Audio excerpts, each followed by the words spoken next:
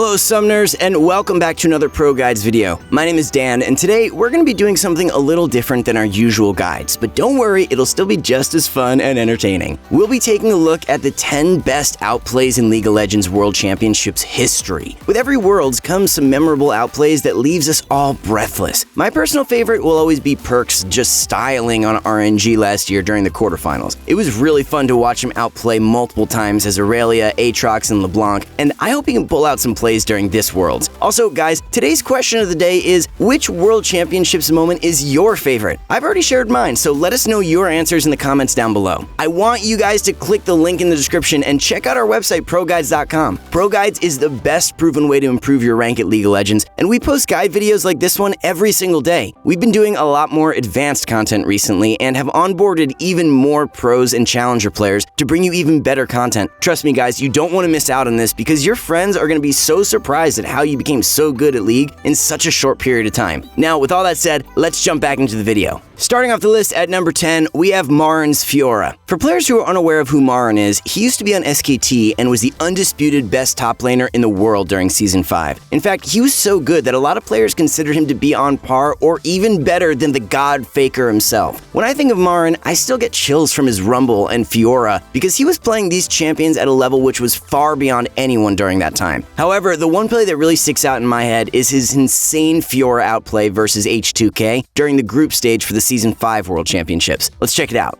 Obviously, again, it's not as easy as I'm saying here. Now you end up walking into SKT instead. Well, there's the shuffle. Faker's got Empress Divine. Nice. That's a two-man body slam, and Faker's down. The Empress Divine not even used. The Gnar is not going to get channeled just yet. Bengi's going to be the next focus. Yana was able to kill Faker. Now Marin's looking for Ryu and might just find him.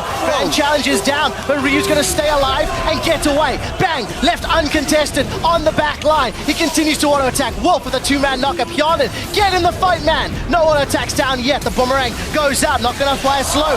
Wow! Marin just eviscerates. Beautiful play. That's a double. What an outplay. And SKT demolish H2K. At this point, Marin's teleport completes and he is now in the fight, but it begins kind of a 4v5. He gets a ton of damage down onto Ryu right away, takes him out of the fight. So that's already essentially a kill because Ryu doesn't do anything for the rest of the fight there. But this is where the fight gets impressive. H2K could back away, take the 2-for-1, and then reset a dragon, but they get greedy. They want more. Marin dashes in for a kill, and then look at that.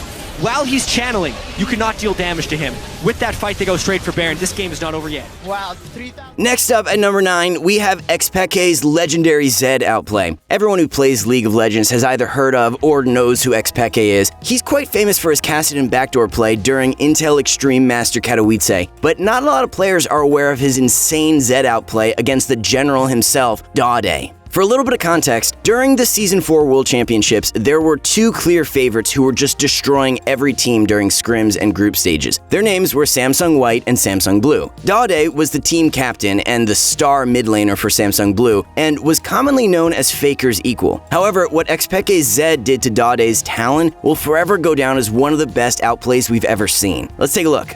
In the game where Hart needs to bring people into fights. Def just finishes Trinity Force. Dade's got him. Shadow used. Brutalizer. It's all about finding fights. Deathmark going down, but is it going to be enough? Dade is going to be. Oh! XPEKE! Oh, the ignite! Not enough to finish off either. The burst just enough to get Peke the kill and survive. What? Our red was up. Yeah, we'll get to see this 1v1 again. So the Shadow goes down immediately. Dade sees him. I think he canceled his auto attack there too. Using great ulti from Peke. While Dade was in his own ultimate to avoid the second part of the damage, and then this flash, plus he landed his spell right as his Deathmark procced. Could not have timed it any differently and still survived. Coming in at number 8 is SMEB'S KENNEN deleting G2's HP bars. Much like Marin, SMEB was considered the best top laner in the world during Season 6, and was even placed higher than Faker for the analyst's top 20 players list. Although there was a lot of doubt about SMEB being the best of the best, he immediately silenced all the critics with this play. Also, as a bonus, there was also one of the most satisfying plays in World's history, so enjoy. Drakes, it speaks to their strengths of being able to burst down the Baron, and they're hoping to get Rock to pull up. It's rooted, they're going!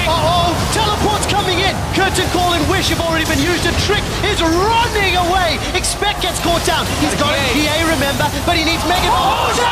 Delete it! Remember, I've seen one! A G2 or aced!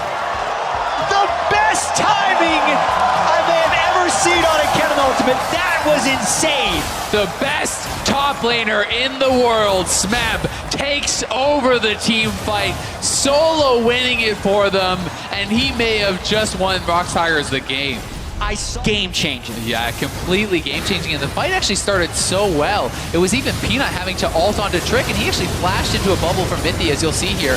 It looked like things were really going well. Look at him flash back right into that bubble. XPEKE'S getting taken down, but you would think they would have the chance, and then they group up. Look at it. The Proto Bell hits all four, just deletes the entire G2 team.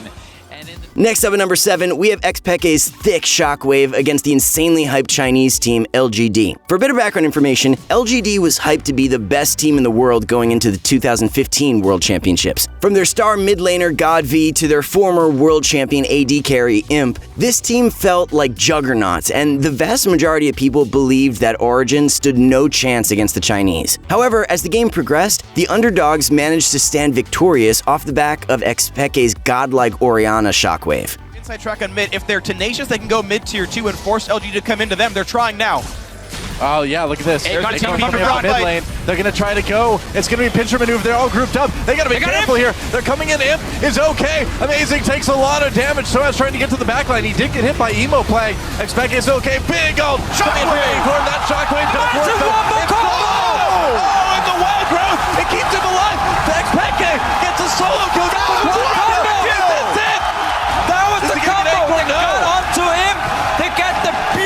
Shockwave, everything was used to protect him, but it wasn't enough. We highlighted how much damage Origin will have if they pull off the combo. And I gotta say, it is off of great plays like this. Let's watch it again. All right, let's see it. So first, Cocoon from Amazing. I'm only looking at Imp here. Everything is on him. If you look at Origin, they're focused. They throw in Mithy, knocks him off. That's the wild growth being used, and then it's Shockwave coming in. Such an insane amount of damage. Beautiful chain CC, but again, Doi, you wanted them to throw in Mithy, and they did. They did it. At number 6, we have the Shy's AATROX dunks on G2. If you watched the World Championships last year, then you might have caught one of the dirtiest AATROX Qs you've ever seen in your life. After being up 2-0 against G2 for the semifinals, things were just starting to look a lot closer after G2 started holding their own in Game 3. However, just as G2 managed to get a small lead, the Shy came in with the World Ender to end G2's chances at advancing to the next round. Let's take a look. To see them really step up in the next few crucial moments. IG are dotting their eyes, crossing their T's, trying to get this second Infernal. It's just gone. They're going to be taken low, secured by Ning as Jankos goes into the pit, going to start the fight, but he's 1 versus 2. Perks coming in now as well. Ning taken very low, likely going to be killed to start this fight off. Wood did able to find some CC onto multiple people. Balan now going to be the target of the Vanguard's edge. Wonder trying to make something happen, but G2 looked like they just want to disengage this one now. They already got the pick onto the enemy jungler. So many people! That's the AATROX damage, and the Shy makes it happen. The Shy finds everyone there. Rookie still hunting. Oh, Rookie makes it a double kill for himself. He cleans up Perks, and tragedy strikes for the EU LCS representatives. And there's a sweet spot on this many members. The play starts in Jankos too late. The Infernal goes down, they kill Ning, and you think, will there be a reset? If we've learned anything from this series, the answer is no. And it was a great ult out from Jackie Love, then flash on the ultimate from Aurelia to get him to safety. But watch the Shy, he's stunned up, and you think, okay, maybe this is done. Maybe there's not going to be an entrance. Doesn't have flash, remember. They G2 group up, and then a 2-man into 4-man sweet spot just decimates their health bar, and Jackie Love and Rookie get their cooldowns back up, and they're back. Alright, up next at number 5, we have HUNI'S voice-cracking quadra kill. The holo god himself, HUNI, was considered to be the best rookie player in the world at that time, and he really proved himself time and time again. He literally put the entire Fnatic roster on his back and hard carried them to the semifinals during the Season 5 World Championships. However, one of the best plays that I've ever seen a Riven make was HUNI'S quadra kill during the group stages of that same tourney. Just as things started to look rough for Fnatic, HUNI refuses to back down and goes for the outplay of his life. And there it comes in, but at the same time a fight in the bottom side. Ulti used on Nikita's keep alive. Reckless tries to zone the team out. This Annie's so low, but there come the teleports. HUNI has arrived, and holy crap! Everyone's dying in this fight. Reckless goes down. Zatai gets a bunch shot, but HUNI, the double, the steal, the triple kill, the quadra kill for HUNI. Unbelievable! passive in the early game. And this entire trade here, I watched it on my screen already, but Yellowstar, he's getting out-traded, he's getting engaged on, so Reckless is not taking any damage. Yellowstar trying to get out here, and the problem is Kid, his E at the end, he gets stunned right before he can E. Chain CC'd into Yellowstar's knockup. Huni was actually a fraction of a second earlier in that TP, and then just watching the play what he does here, going for the bravado of this play, going back in with the flash and turning that around, that just shows he is confident and is by no means influenced by whatever happened in the first 2 losses that Fnatic faced. At number 4, we have FAKER'S script-like dodges and perfect escape. Although this outplay doesn't involve any fancy kills, it's still the most underrated play of all time, and easily takes the number 4 spot on our list. After the series came to a tie at 2-2, the ROX got fed up with FAKER'S outplays and decided to sneak 3 people into the top lane to kill him. However, you have to remember that it's going to take a lot more than that to kill the unkillable Demon King. Let's check it out. Was really left to be had, and everyone else able to disengage properly. But now the play towards top side. They do see Faker, and the Cocoon's not going to land though. So can they get anything else? The flash chase. It's SMEB onto his face, looking for a little bit more, and he's not going to go down. Faker, with just a ghost, gets away with it. He knew they were coming. The second Gorilla. Coming in at number 3, we have a play from the same series as our number 4, which is Peanut and Prey versus the World. During the semifinals for the Season 6 World Championships, the ROX were the first team to really challenge SKT at a shot for the throne. After losing the first half of the team fight while being 6.5k gold up, things started looking grim for the ROX.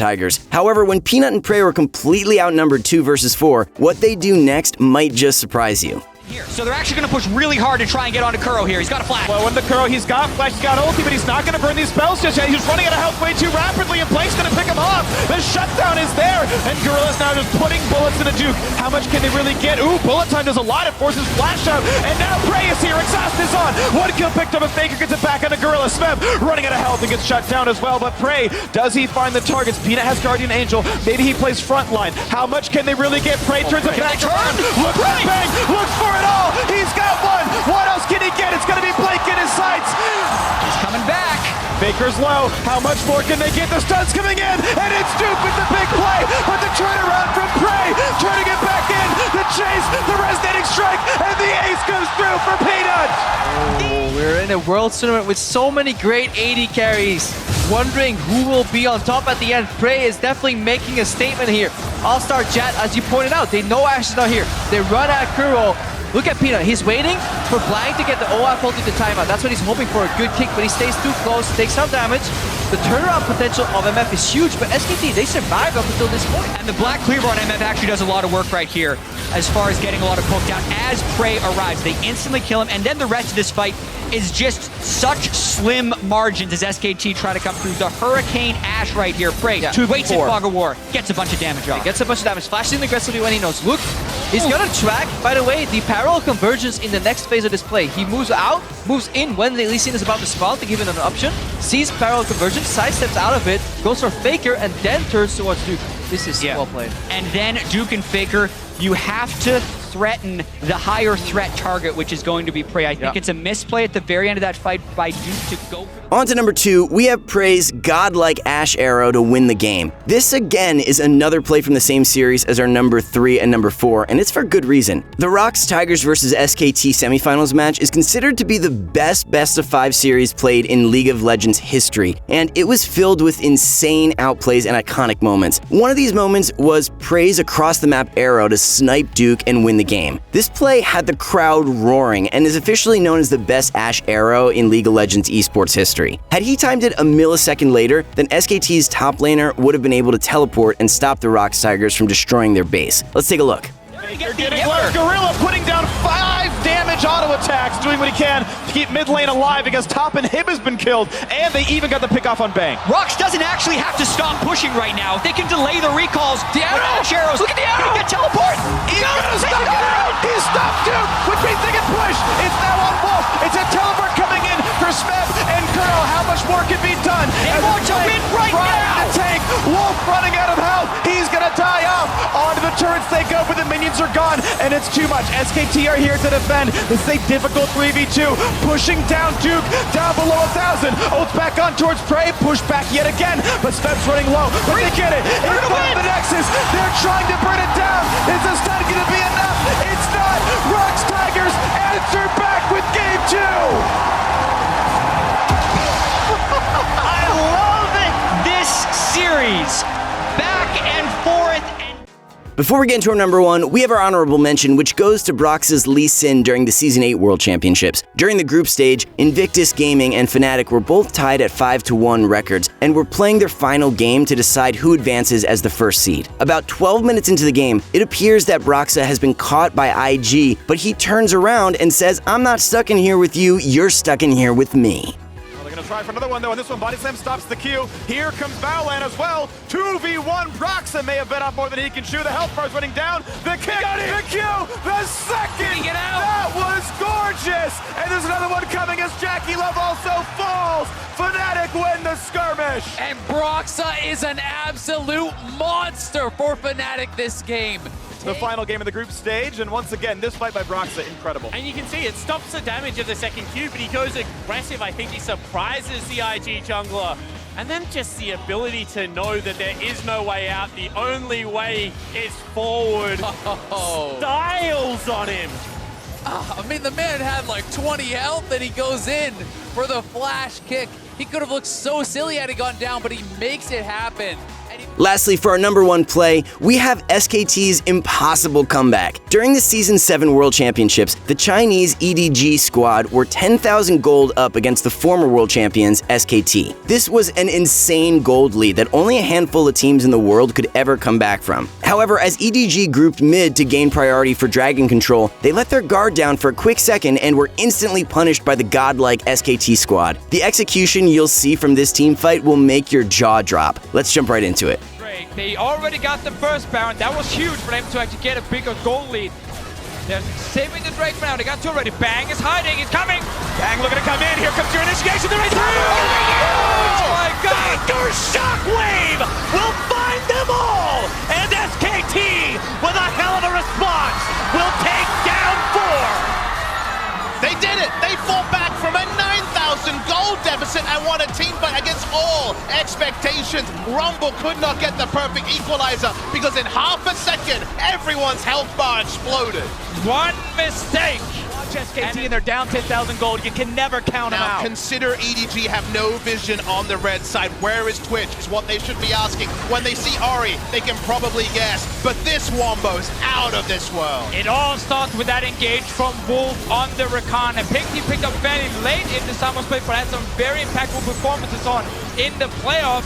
Using it here to start the fight, set up the Shockwave from Faker, and of course, easy damage for Bang as well. And that's now a Baron to SK. That's it for our 10 most insane outplays in League of Legends World Championships history. If you enjoyed this video, then make sure to leave a like, comment, and subscribe to our channel to see more videos just like this one. Also, don't forget to check out ProGuides.com if you want to see massive improvements to your rank. Trust me, you don't want to miss out on our guides. They help a ton. That's all for now. Thank you guys so much for watching, and I'll see you out on the Rift.